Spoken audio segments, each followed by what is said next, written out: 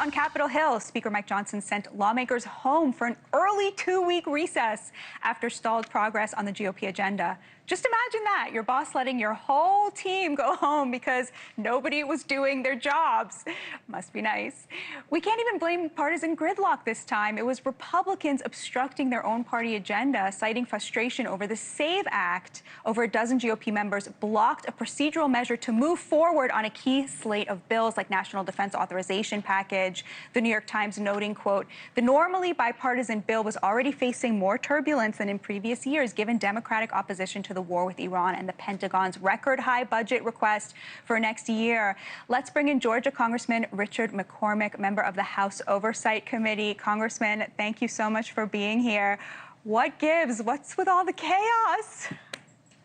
There are people who think that the Save America Act is a populist movement, and they're right. It's popular amongst, over 70% popular amongst every demographic in every state.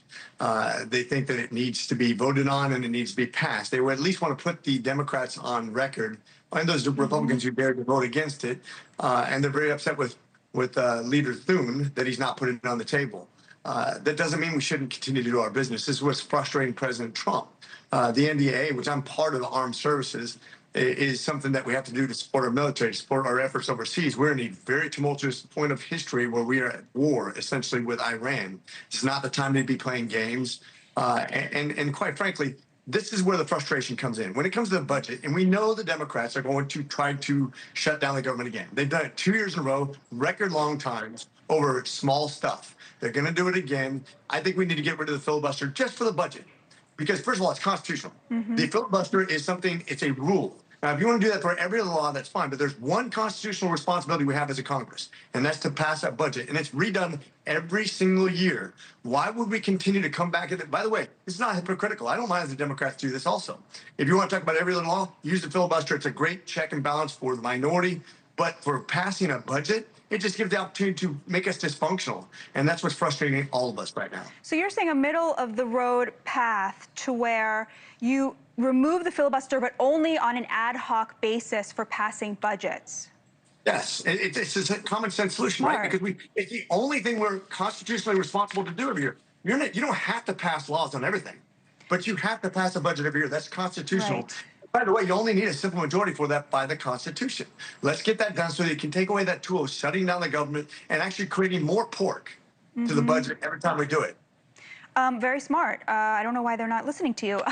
It seemed very much like the president kind of stole defeat from the jaws of victory this week. There was this bipartisan housing bill. Housing is very important to young people. But because the president doesn't hear people cheering for it at his rallies, he hears them cheering for the Save America Act. He sort of, canceled the meeting. And this piece of legislation that would have signaled to young people that the GOP was listening is now languishing. What's next for that?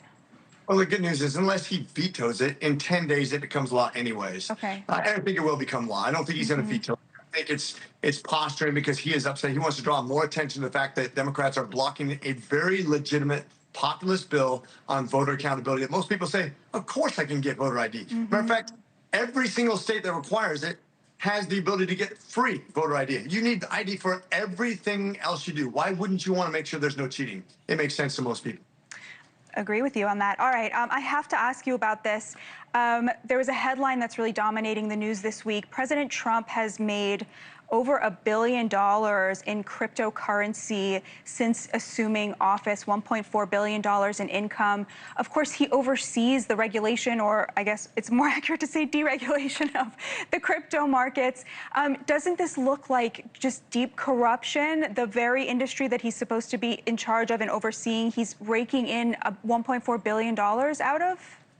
I think the same laws that apply to every civilian should apply to Congress and the president. I think it's actually abhorrent that Congress is held to a different standard than the president or the Senate. I think we continue to punish ourselves as if we're the problem.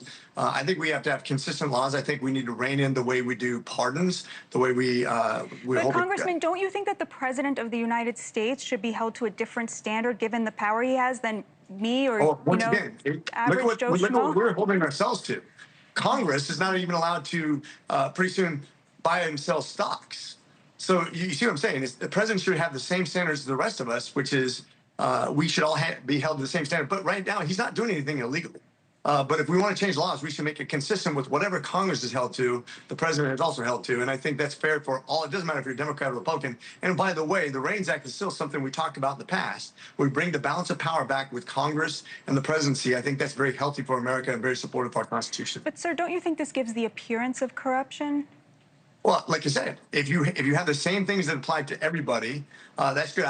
Once again, I don't think that the president should be overseeing something that they make money. But I mean, once again, the law is the law. He's not breaking the law. And until we change the law, that's up to Congress. The president has to follow laws, but Congress makes the laws. Well, what about passing a law to make this kind of thing illegal? Well, you're in Congress.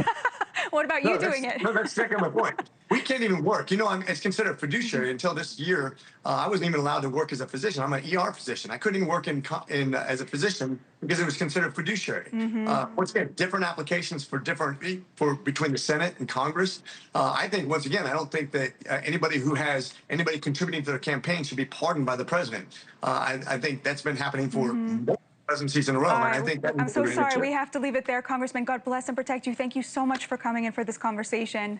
A live look of Washington, D.C. as we approach the 250th birthday of this great nation. But not everyone is celebrating. Why patriotism is now a four-letter word among half the nation.